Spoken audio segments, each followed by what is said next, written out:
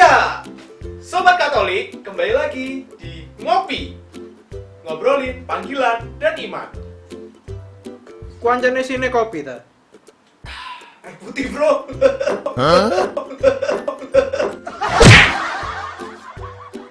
Oh ya? Gak ono kopi-kopian yang gini.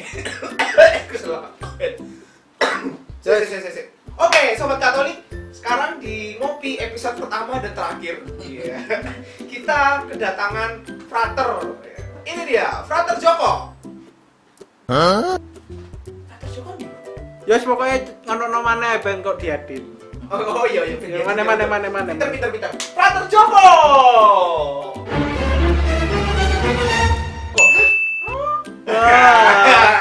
Oke, Frater Joko. Halo guys. Sapa dulu dong para haters kita.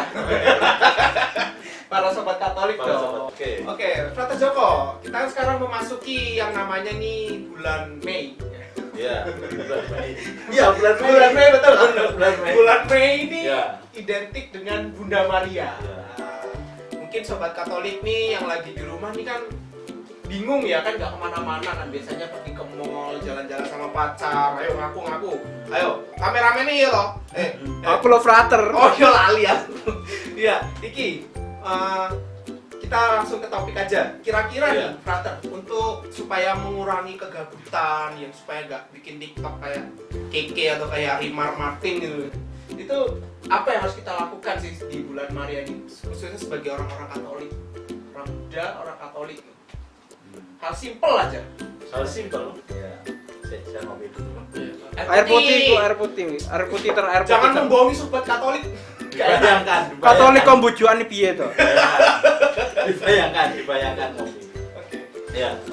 Jadi teman-teman, sobat muda Katolik di rumah, bahwa kita ingat bahwa kita pada bulan ini bulan Mei, jelas bulan Mei. Iya. Tapi gereja pada bulan Mei ini menghayati sebagai bulan Maria. Artinya kenapa kok dalam bulan Maria? Karena Bunda Maria sendiri oleh gereja Katolik ditempatkan sangat istimewa dalam kehidupan kita sebagai orang Katolik ya. Karena dia juga sebagai Bunda Kristus, juga menjadi Bunda gereja, Bunda kita semua. Maka sungguh Bunda Maria oleh gereja Katolik sungguh dihormati. Maka dari itu memang kita sebagai sobat muda Katolik tentunya ya, kita sudah dibaptis dan kita juga perlu menghormati Bunda Maria ini sebagai Bunda Kristus tentunya dengan dua cara. Jadi salah satu salah satu. Banyak dong. Ojo Masa dredeg to. cuma satu. Ojo dredeg to iki pertama to syuting to. Iya. Pertama dan terakhir, diingat ya. Ya. Jadi dua bentuk penghormatan ini adalah ya, doa malaikat Tuhan dan doa rosario. Tentunya ada berbagai macam Banyak doa. banyak doa ya, banyak Doa doa, pasti. devosi dan sebagainya. Tapi ini salah satu dokumen Marialis Cultus itu yang dikeluarkan oleh Paus VI menyebutkan ya, Paus VI menyebutkan dua contoh penghormatan kepada Bunda Maria, yaitu doa malaikat Tuhan dan doa rosario. Jadi aku ingat jam 6, misalnya jam 6, jam 12, jam 6 sore kita menyempatkan waktu untuk doa malaikat Tuhan. Atau kalau bulan ini kan kita masih dalam masa Paskah, doa Ratu Surga. Tentunya masih ingat semua toh doa Ratu Surga? Masih ingat gak? Masih ingat toh? Nomor pacarnya aja ingat.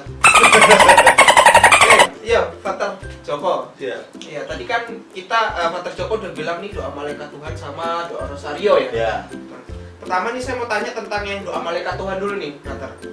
Ya kan kita juga di seminari juga kan selalu dibiasakan doa tadi jam 6 pagi, jam 12 siang, jam 6 sore ya.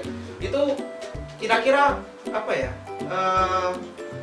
Makna apa sih yang bisa diambil dari doa malaikat Tuhan itu? Terus kenapa kok kita harus berdoa tuh pakai lonceng gitu? Ya. Kayak manggil asune Mas Lumen gitu. Oh, pengabdi setan ta? Oh, pengabdi setan iku ya, sing apa sing pakai lonceng apa depres iku lho. Apa sing klining? Ah, klining. Nah. Klining.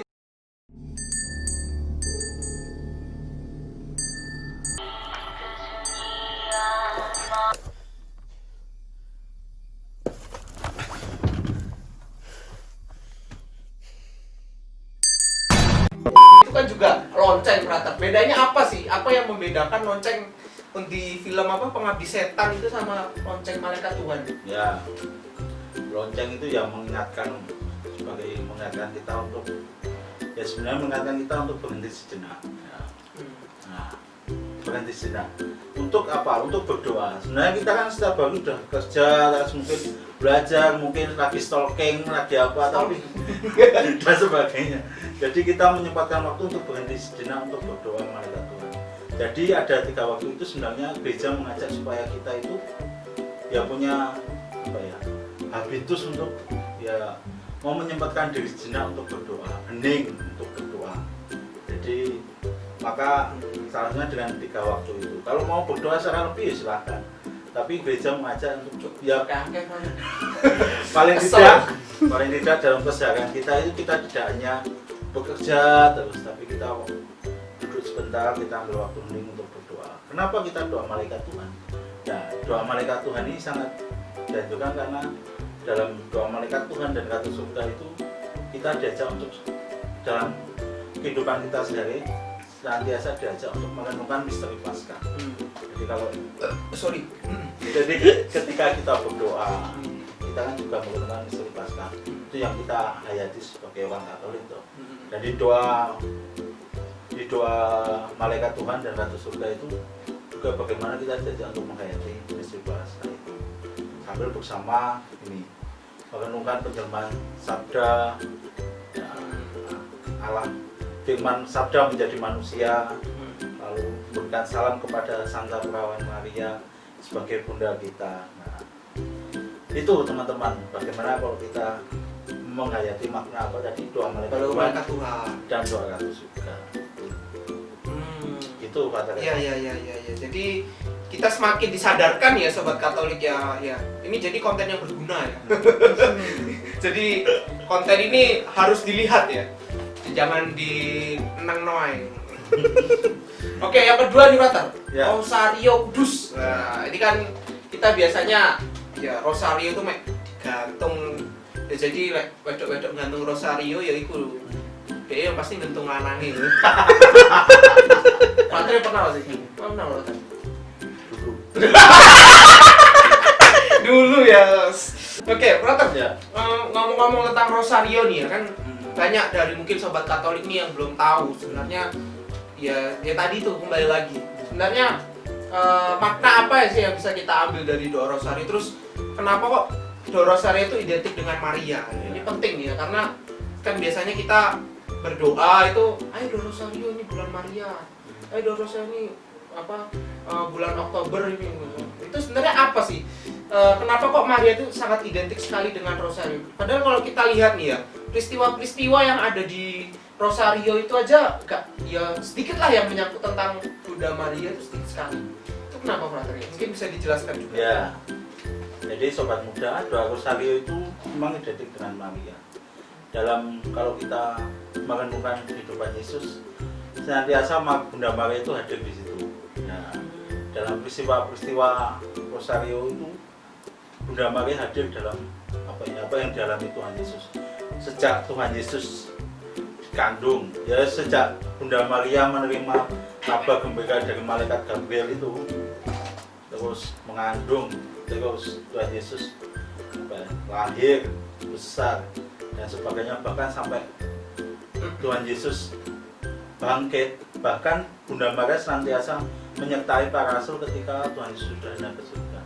Jadi kehidupan Bunda Maria itu sangat dekat dengan Tuhan Yesus. Ya, jadi kalau kita merenungkan doa rosario, peristiwa-peristiwa, sebenarnya kita juga sembari berdoa rosario, mengucapkan salam kepada Bunda Maria, kita juga sebenarnya juga merenungkan kitab suci, merenungkan kehidupan Yesus, merenungkan kehidupan Bunda Maria bersama Tuhan Yesus. Jadi rosario itu kenapa kok identik dengan Maria? Dulu sejarahnya gitu. Singkat aja Pak. Ya, singkat. Kayaknya waktunya sedikit nih, kasihan apa sobat muda. Dulu memang tumbuh kembang di kehidupan biara. Dulu merenungkan itu Mazmur 150 Mazmur didoakan. Tapi lalu kenapa pakai rosario? Rosario dulu karena sejarahnya pakai untayan bunga mawar, besaran bunga mawar. sampai dengan untian bunga mawar itu kita mengucapkan salam kepada Bunda Maria yang senantiasa juga mendampingi hidup kita. Jadi apalagi ini kita kan apa ya, di masa corona ini kan kita mungkin di rumah gabut, terus mungkin stalking pun capek ya. Saya stalking Keke. Ayo ngaku. Si Keke di stalking. Ya, kalau mungkin kita mungkin capek, maka dari itu doa rosari itu sangat baik untuk kita apa ya, bagi kehidupan kita, keluarga kita. Maka kalau diajak bapak ibunya doa rosario mau, karena ini doa ini bukan hanya pribadi tapi sangat baik untuk apa ya, bersama keluarga. Itu akan semakin kita menghayati sebagai orang Katolik, semakin ya iman kita dikuatkan dengan merenungkan doa-doa rosario. Iya. Terus ini Frater, kira-kira ada nggak sih urutan-urutan dalam kalau kita berdoa rosario gitu, secara garis besar ini, urutan-urutan dalam berdoa rosario gitu. Ya, urutan doa rosario dipuji syukur ada. Di lapor takut. Jangan dibaca. Gak ada kena lapor untuk ini loh. Doa di toko rohani ada, kalau toko rohani nggak Pipi ada. dorosan berdek kau. Jadi intinya kita juga dalam doa rosario itu juga pertama doa aku percaya, terus doa Bapa kami, terus merenungkan peristiwa-peristiwa itu dengan lalu disambung dengan 10 kali Sang Maria. Kenapa kok apa ya? Kita bosan mungkin. Ya. Mungkin berdoa rosario bisa jadi sampai ngantuk-ngantuk sampai tertidur. Tapi kita sebagai orang Katolik tidak berhenti seperti itu. Harus terus-menerus, karena dengan berdoa rosario kita juga melatih diri kita untuk saleh. Karena di Lumen Gentium Konsil Vatikan kedua, kita sebagai orang Kristiani itu dipanggil untuk menuju kesucian, menuju kekudusan. Salah satunya ya ada dengan pertama juga merayakan Ekaristi dan sakramen-sakramen lain, dan juga devosi seperti doa rosario ini juga melatih kita untuk supaya kita juga hidup suci dan kudus. Ya sama aja, hidup kudus, hidup kita menjadi kudus.